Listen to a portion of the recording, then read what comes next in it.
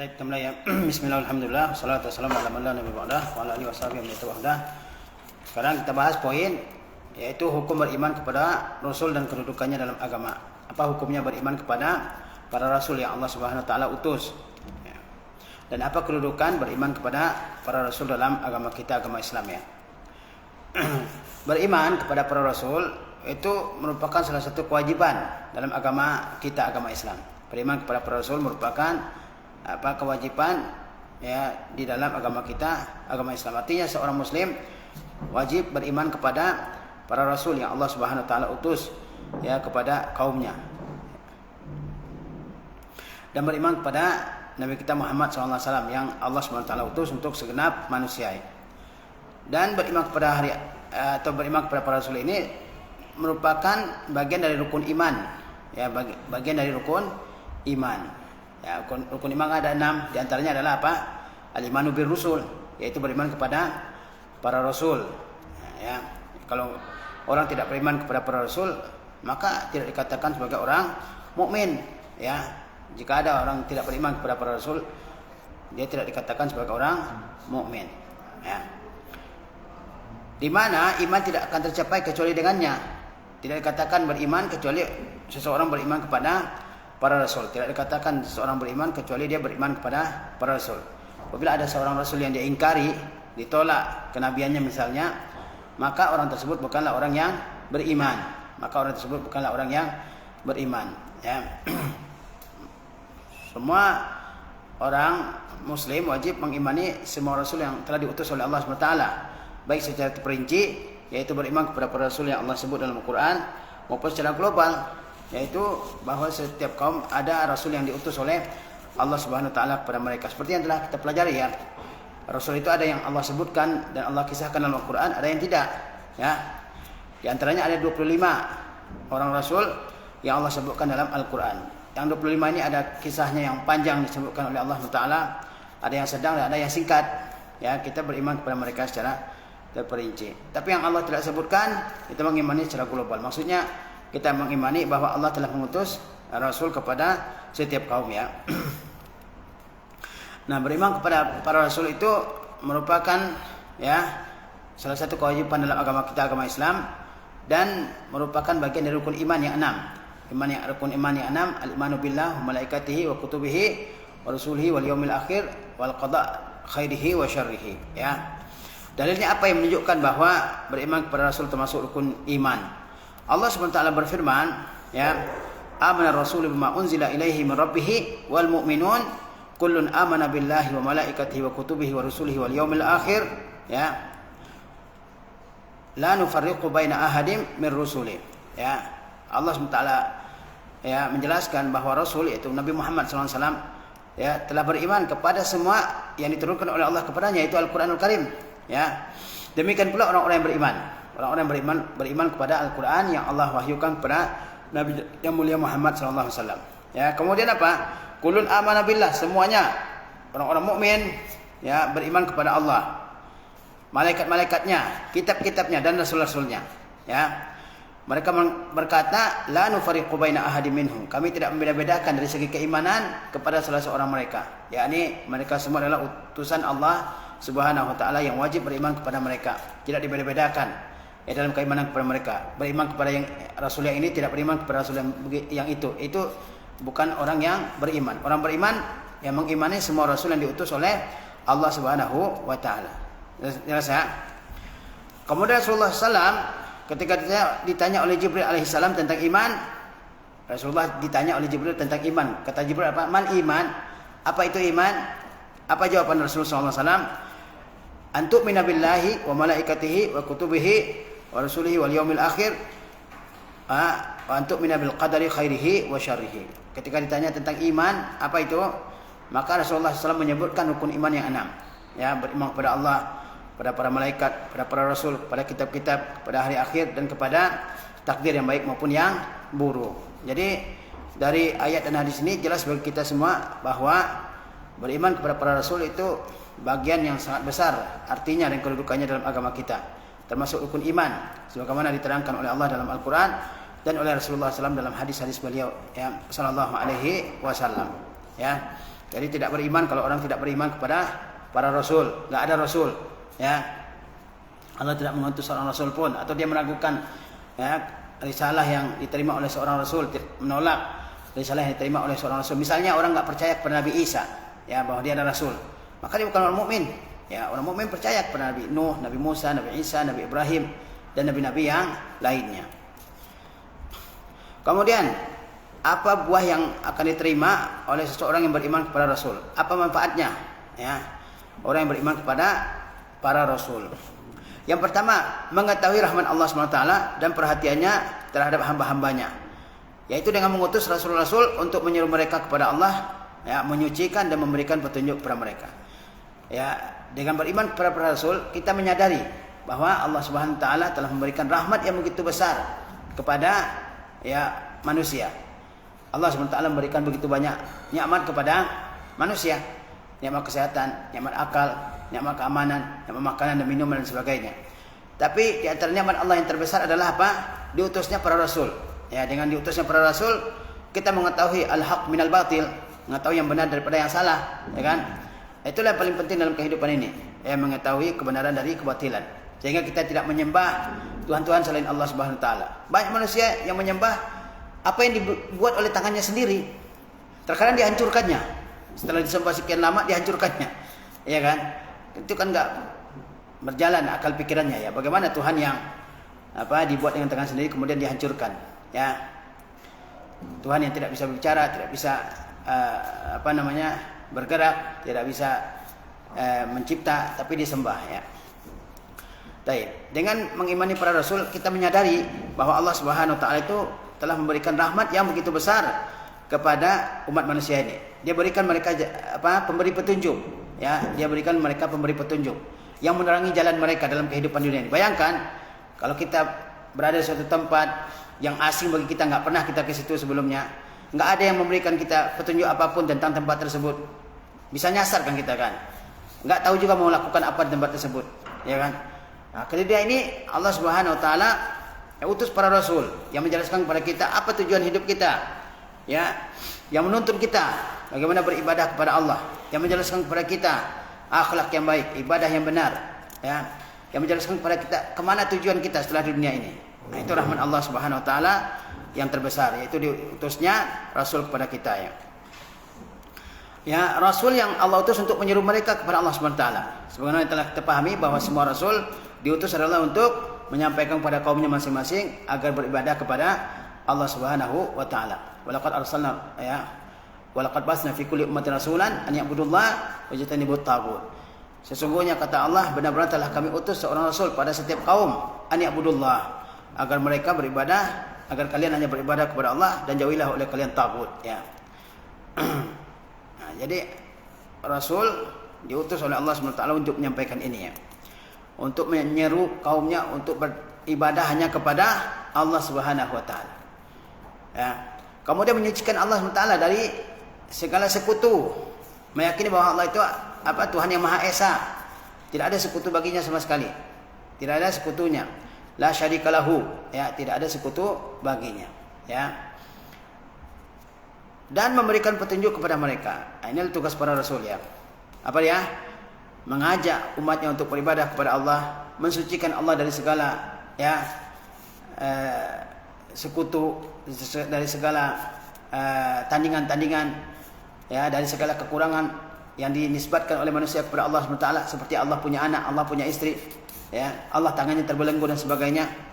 Dan juga, ya, memberikan petunjuk kepada mereka, memberikan petunjuk kepada umatnya, petunjuk beribadah kepada Allah, petunjuk, ya, dalam kehidupan, ya, petunjuk dalam akidah dan sebagainya. Sebagaimana Nabi kita Muhammad sallallahu alaihi wasallam, ya.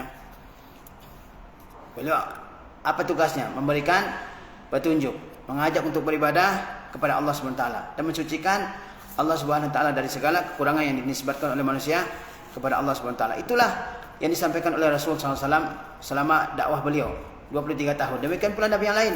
Nabi Nuh alaihissalam berdakwah 950 tahun, sama. Dia mengajak kaumnya untuk beribadah hanya kepada Allah Subhanahu wa taala, memberikan contoh bagi mereka, ya, memberikan petunjuk bagi mereka untuk menjalani kehidupan ini. Demikian pula rasul-rasul yang lainnya. Tapi yang paling penting adalah menyampaikan akidah sahihah, akidah yang benar. Ya, itu dakwah utama para rasul. Sebagaimana Nabi kita Muhammad SAW, beliau berdakwah di Makkah selama 13 tahun. Yang beliau sampaikan adalah tauhid. Ani abudullah wajtanibut taghut. Beribadahlah kalian hanya kepada Allah, jauhi segala Tuhan yang disembah selain Allah Subhanahu wa taala. Ya. Nah, ini buah pertama dari beriman kepada para rasul. Kita menyadari bahwa Allah Subhanahu wa taala telah memberikan rahmat yang begitu besar kepada umatnya dengan diutusnya para rasul. Setiap kaum ada rasulnya. Dan rasul tersebut menyampaikan wahyu kepada kaumnya, mengajak mereka untuk beribadah, mengajak mereka untuk mensucikan Allah dari segala sekutu yang disebabkan oleh manusia kepadanya. Kemudian memberikan teladan yang terbaik bagi umatnya, memberikan petunjuk, arahan, binaan ya bagi umatnya untuk menjalani kehidupan mereka sehingga kehidupan mereka di atas jalan yang lurus ya. Kemudian manfaat yang kedua dari beriman kepada Rasul adalah mengenal Allah Ta'ala dengan benar melalui risalah yang dibawa oleh para Rasul. Dari mana kita mengetahui ya risalah? Dari mana kita mengetahui Allah Subhanahu Wa Ta'ala? Dari mana kita mengetahui Allah Subhanahu Wa Ta'ala? Dari para Rasul ya kan? Mereka memperkenalkan Allah Subhanahu Wa Ta'ala kepada umatnya. Coba kalau nggak ada para Rasul, orang berpikir dengan pikirannya masing-masing, ya kan? Orang berpikir dengan pikirannya masing-masing. Bagaimana dia menggambarkan tentang Allah Subhanahu Wa Ta'ala? Bagaimana dia memahami tentang Allah Subhanahu Wa Ta'ala? Padahal pikiran manusia terbatas. Pikiran manusia terbatas. Nggak semua bisa dipikirkan oleh manusia. Nah, tentang alam gaib tidak ada manusia yang mengetahuinya. Ya, tentang Allah, tentang hari akhir, ya, tentang azab kubur misalnya, tidak ada manusia yang mengetahuinya karena dia merupakan perkara yang gaib. Dari mana kita mengetahui semua itu? Dari jalan para rasul yang diutus oleh Allah Subhanahu Wa Ta'ala. Ya. Bagaimana kita beribadah kepada Allah sesuai dengan diinginkan oleh Allah Subhanahu Wa Ta'ala? Kalau bukan dari para rasul. Rasul yang menjelaskan kepada kita beribadah seperti ini caranya. Ya. Jadi kita tahu beribadah, tahu yang gaib, ya, beriman kepada yang gaib. Nah, itu dari penjelasan para rasul. Nah, itulah manfaat beriman kepada para rasul ya. Kita mengetahui Allah Maha Esa, kita mengetahui Allah yang berhak diibadahi, kita mengetahui sifat-sifat Allah yang Maha Mulia, mengetahui nama-nama Allah Subhanahu wa taala ya. Nah, itu dari para rasul yang telah Allah Subhanahu wa taala utus kepada kita ya. Kalau enggak tahu kita ya. Yang ketiga, beramal karena Allah Ta'ala berdasarkan ilmu sebagai bentuk pengamalan dari ajaran kitab dan meneladani Nabi yang diutus ya. Dengan diutusnya para rasul, kita beramal itu ya bukan di atas ketidaktahuan, tapi di atas ilmu yang diajarkan oleh para rasul ya. Sehingga seorang muslim dia beramal dengan apa ilmu, tidak ikut-ikutan orang, tidak mengikuti kebiasaan yang terdapat di suatu tempat, tidak, tapi dari wahyu yang terima oleh para rasul, dari Al-Quran dan dari sunnah Nabi SAW ya. Bukan ikut-ikutan kepada suatu masyarakat ya. Dari mana kita mengetahui ilmu? Dari Al-Quranul Karim, dari sunnah Nabi SAW. Dan ingatlah bahwasanya setiap kita ini ya di akhirat akan ditanya dua hal terkait ibadah. Maza kuntum ta'budun wa bimaza ajabtumul mursalin. Ya, apa yang kalian sembah? Beribadah kepada Allah atau tidak kalian selama di dunia? Itu pertanyaan yang pertama. Yang kedua apa? Wa bimaza ajabtumul mursalin. Bagaimana kalian merespon dakwah para rasul? Diikuti atau tidak? Ya. Terkait dengan ibadah, dua itu akan ditanyakan oleh Allah Subhanahu wa taala. Nah, sehingga para ulama menyimpulkan terkait ibadah ada dua syarat yang harus dipenuhi, yaitu al-ikhlasu lillah. Ya, yang kedua adalah ittiba lin Nabi SAW. Ya, ikhlas karena Allah dan mengikuti Nabi SAW. Kalau orang enggak ikhlas ibadahnya enggak akan diterima oleh Allah. Demikian pula kalau orang yang tidak mengikuti Nabi dalam ibadahnya, dibuat cara sendiri, dia ikuti siapa? Ya, bukan Nabi yang diikuti dalam ibadahnya, tidak akan diterima oleh Allah Subhanahu wa taala. Sehingga syarat ibadah diterima itu ada dua, ikhlas karena Allah dan mengikuti Nabi SAW. Sebagaimana Al-Fudail bin Iyad menjelaskan dalam tafsiran ayat ya, liyabluwakum ayyukum ahsanu amala. Karena Allah ingin menguji kalian siapa yang paling baik amal ibadahnya. Ya, yang paling baik amal ibadahnya itu kapan dikatakan amal itu terbaik? Kalau memenuhi dua syarat ini, yaitu ikhlas karena Allah dan mengikuti Nabi SAW. wasallam. Nah, kita bisa ya beribadah kepada Allah Subhanahu wa taala dengan sebaik-baiknya kalau kita melalui jalur para rasul. Jangan ikuti yang lain. Jangan ikuti cara-cara yang lain selain cara yang diajarkan oleh Rasul dalam beribadah kepada Allah Subhanahu wa taala. Karena pasti ya tidak diterima oleh Allah Subhanahu wa taala. Ya. Kemudian apalagi buat beriman kepada Rasul, mencintai Rasul-Rasul Allah Subhanahu wa taala karena kita tidak tahu bahwa Allah mencintai mereka, karena kita tahu ya bahwa Allah mencintai mereka dan memilih mereka untuk mengemban risalahnya. Dengan beriman kepada para Rasul pasti kita mencintai mereka. Siapa yang enggak muliakan para Rasul? Ya, kalau kita baca kisah-kisah mereka pasti timbul rasa cinta kepada mereka dalam diri kita. Pasti baca kisah Nabi Ibrahim, Nabi Musa, Nabi Isa, Nabi Nuh, Nabi kita yang mulia Muhammad SAW. Pasti timbul rasa cinta kepada mereka dalam diri kita.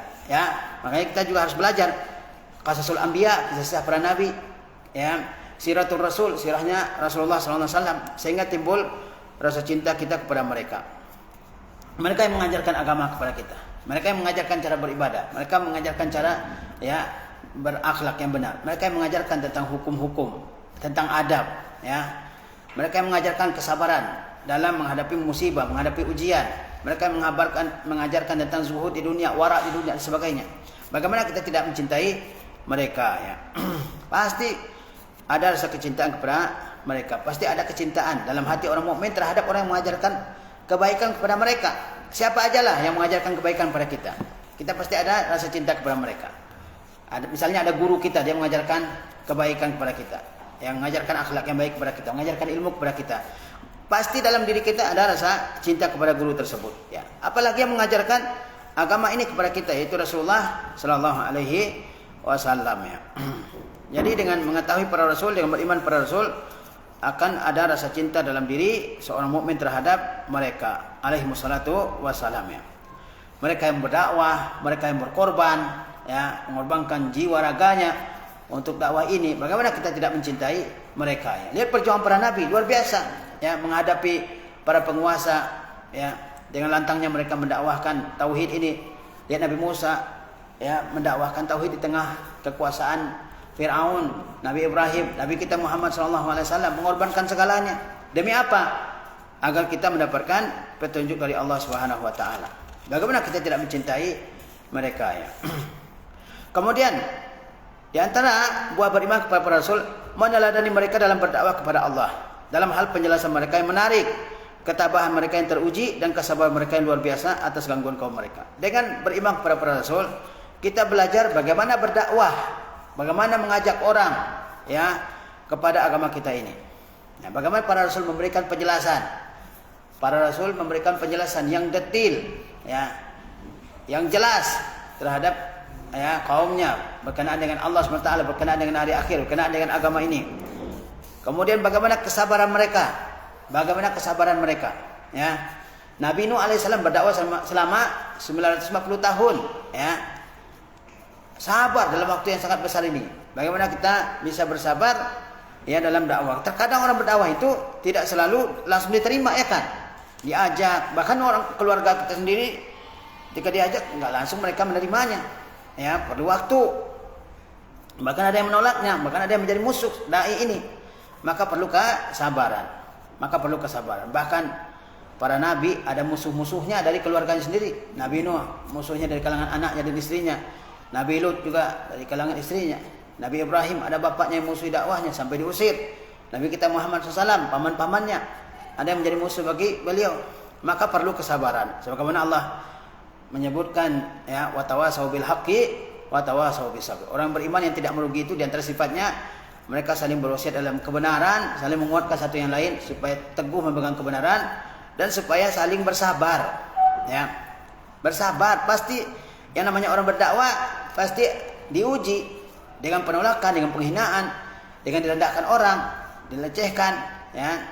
Maka dia perlu apa? Kesabaran. Maka dia perlu kesabaran sebagaimana para nabi, sebagaimana para nabi. Apa yang enggak dirasakan oleh Nabi kita Muhammad SAW? Oleh dituduh orang gila, dituduh penyair, dituduh diajarkan oleh orang-orang asing Al-Quran ini, ya. Kemudian pernah ditaruh usus onta di pundak beliau ketika sholat, diusir, ditangkap, ya kan, dilempar dengan batu sampai gigi beliau pecah, ya kan, apa yang nggak beliau rasakan, ya. Maka perlu meneladani mereka dalam kesabarannya, ya.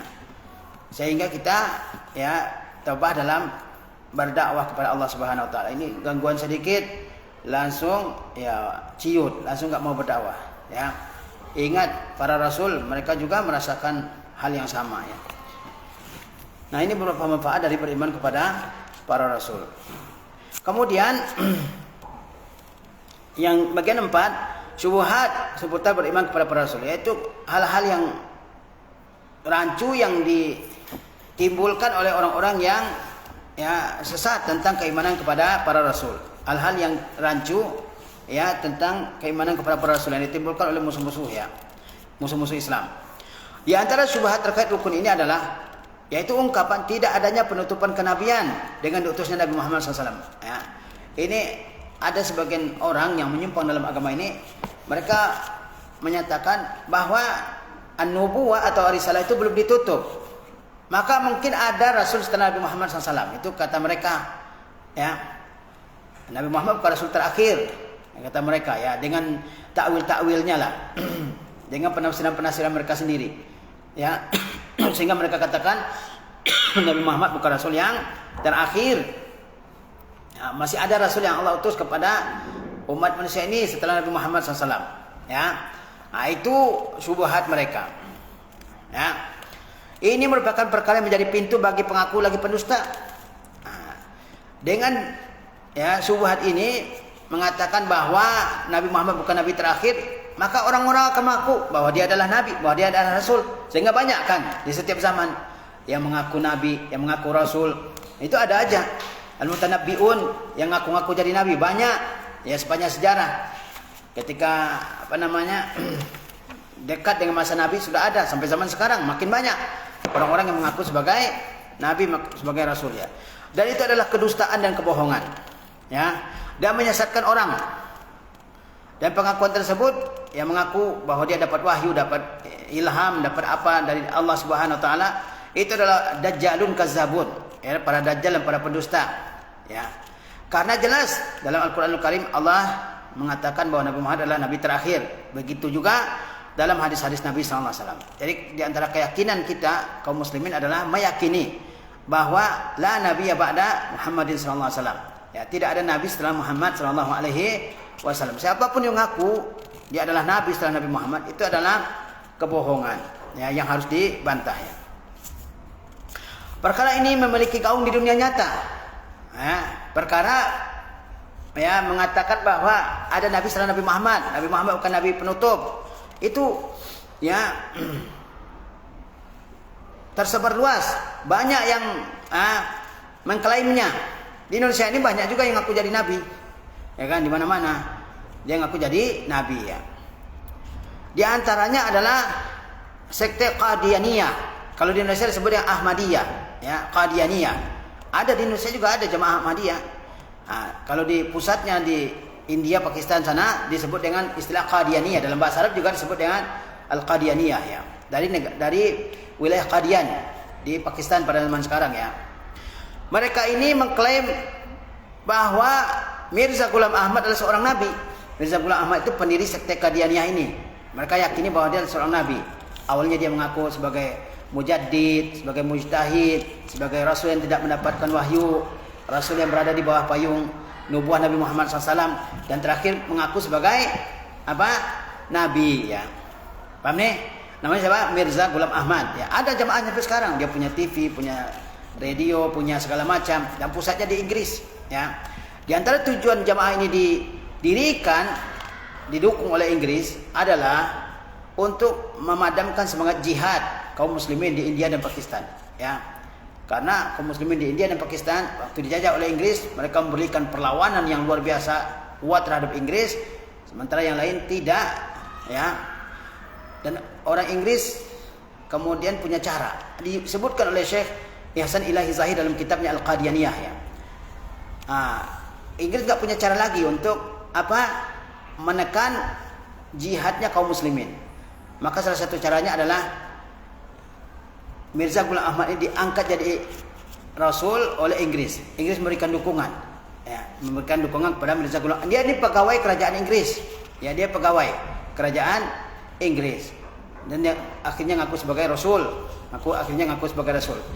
Di antara kesesatannya ada dua, yang paling parah ya. Yang pertama, dia ngaku sebagai Rasul yang dapat wahyu dari Allah SWT, dikumpulkan dalam kitab judulnya At-Tazkirah, buku yang dia kata adalah wahyu dari Allah SWT. Yang kedua, memadamkan semangat jihadnya kaum muslimin. Nah, itu dua kesesatan yang paling parah ya. Yang pertama ngaku sebagai Rasul, yang kedua memadamkan semangat jihad kaum muslimin. Dia mengatakan bahwa Ratu Inggris itu adalah ya raja yang dilindungi oleh Allah SWT, raja yang dipilih oleh Allah SWT untuk dunia ini, ya, sehingga nggak boleh dilawan. Dengan demikian akhirnya ada yang ikut dia, ya, tidak berjihad melawan al-kufar, ya, yang menjajah kaum muslimin, ya. Nah, inilah dia Mirza Ghulam Ahmad, ya. Bagaimana respon para ulama terhadap Mirza Ghulam Ahmad? Para ulama telah menghukumi bahwa jamaah ini adalah kafir. Di Pakistan sendiri, ya, diterbitkan bahwa orang-orang ini dianggap sebagai, diterbitkan fatwa, ya, bahwa orang-orang ini jamaah Qadianiyah ini dianggap sebagai mayoritas, dianggap sebagai kaum minoritas. Jadi bukan kaum muslimin, tapi adalah kaum minoritas, ya. Mereka telah menerbitkan buku dan keputusan-keputusan tentang kelompok ini yang cukup berarti dan perhitungan dunia Islam. Para ulama telah menerbitkan buku, ya, tentang jamaah ini. Seperti misalnya Said Ali An-Nadwi, kemudian misalnya dulu ada Muhammad Iqbal, ya, Ihsan Ilahi Zahir, dan para ulama di Pakistan telah menerbitkan, mereka yang paling mengetahui jamaah ini karena ada di negeri mereka, ya kan, telah menerbitkan buku fatwa tentang kelompok ini, bahwa mereka adalah orang yang keluar dari agama Islam, ya, karena mereka menggugurkan salah satu bagian dari prinsip akidah kaum muslimin, yaitu mengakui ada Nabi setelah Nabi Muhammad SAW. Al-Quran sudah sempurna, agama sudah sempurna, tidak mungkin ada Rasul setelah Nabi Muhammad SAW. Sampai ke Indonesia ada jamaah ini. Ada jamaah ini di masa Indonesia masih dijajah oleh Belanda, jamaah ini sudah ada tahun 1934 dan seterusnya, sudah ada. Para ulama di Indonesia dulu sudah berdebat dengan putusan dari kelompok ini yang dikirim ke Indonesia. Kemudian bagaimana kita membantah syubhat ini? Apa syubhatnya? Yaitu keyakinan mereka bahwa Nabi Muhammad bukan nabi terakhir. Ada nabi setelah Nabi Muhammad, ya. Bagaimana kita membantah syubhat mereka? Syubhat semacam ini mudah untuk dijawab oleh kaum muslimin yang paling rendah pengetahuannya sekalipun terhadap Al-Quran dan Sunnah. Orang muslim yang memiliki pengetahuan yang yang tidak luas pun terhadap Al-Quran dan Sunnah bisa membantah syubhat ini, ya. Ketika seorang muslim membaca firman Allah SWT, maka Muhammadun aba ahadim mirijalikum walakin Rasulullah wa khataman nabiyyin. Muhammad itu bukanlah bapak dari seorang di antara kalian, akan tetapi dia adalah utusan Allah dan penutup para rasul, wa khataman nabiyyin, ya. Penutup, enggak ada nabi setelahnya, ya. Enggak ada nabi setelahnya, ya. Namanya penutup, enggak ada nabi setelahnya, ya. Kemudian pula Nabi SAW bersabda kepada Ali radhiyallahu taala anhu, tidakkah kamu ingin kedudukanmu terhadapku sebagaimana halnya kedudukan Harun terhadap Musa? Anta minni bimanzilati Harun min Musa. Kata Nabi kepada Ali, bagiku engkau adalah seperti kedudukan Harun terhadap Musa, yaitu membantu Nabi SAW dalam dakwah, ya, dalam dakwahnya sebagaimana Nabi Harun membantu Nabi Musa alaihissalam, ya. Kemudian kata Nabi, illa annahu la nabiyya ba'di, namun tidak ada nabi setelahku, ya. Ali bin Abi Thalib adalah salah seorang sahabat yang, ya, mengorbankan segalanya untuk membantu dakwah Rasulullah SAW, sebagaimana Nabi Harun alaihissalam membantu Nabi Musa dalam dakwahnya. Tapi jangan sampai orang mengira bahwa Ali nanti jadi nabi, ya. Enggak. Kata Rasulullah, illa annahu la nabiyya ba'di, langsung ditutup, ya, nanti ada dugaan seperti itu. Maka Nabi langsung tutup dugaan itu dengan kata beliau, illa annahu la nabiyya ba'di, ya, bahwa tidak ada nabi setelahku, kata beliau. Tidak ada nabi setelahku, ya. Kemudian juga Rasulullah SAW bersabda, dan nabi-nabi ditutup denganku, wa khutimat biya an-nubuwah, Ya. Nabi-nabi telah ditutup dengan hukum. Enggak ada nabi setelah Nabi Muhammad SAW. Ya. Seorang muslim yang membaca dalil-dalil ini tidak mungkin meyakini bahwa ada nabi sepeninggal Nabi kita Muhammad SAW. Kalau orang ya membaca dalil-dalil yang berkaitan dengan Nabi Muhammad adalah nabi terakhir, tidak mungkin dia meyakini ada nabi setelah Nabi Muhammad SAW. Boleh nabi terakhir.